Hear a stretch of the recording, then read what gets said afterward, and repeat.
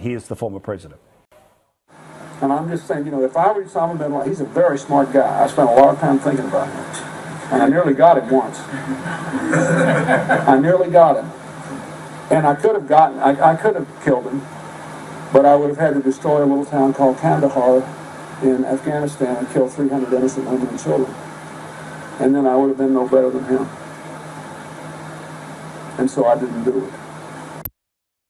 It is that remarkable thing that leaders juggle all the time, Michael, about that idea of, okay, you know, it's Truman's decision when it came to, you know, the bomb in Japan, that idea of, I kill 300 civilians, but I get the one guy. It'd be interesting to know what judgment gets made if you go back into a time machine, because obviously, while we knew he was a bad guy, he didn't know in '96 that this was going to be what he was going to go on to do. Yeah, yeah.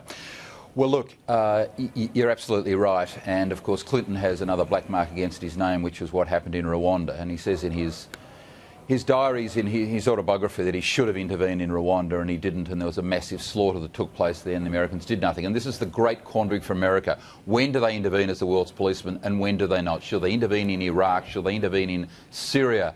You know, what should they be doing about the Middle East? But here was a moment in time when...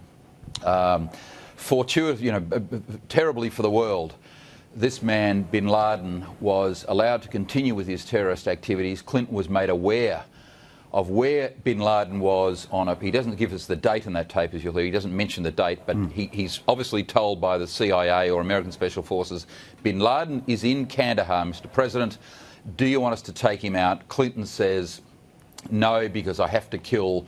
You know, they're obviously using a bomb. We'd have to kill innocent men and women. So he tells these business people in Australia that on September 10. Wow.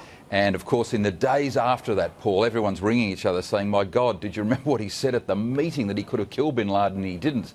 And thousands, of course, were killed in the World Trade Center bombings.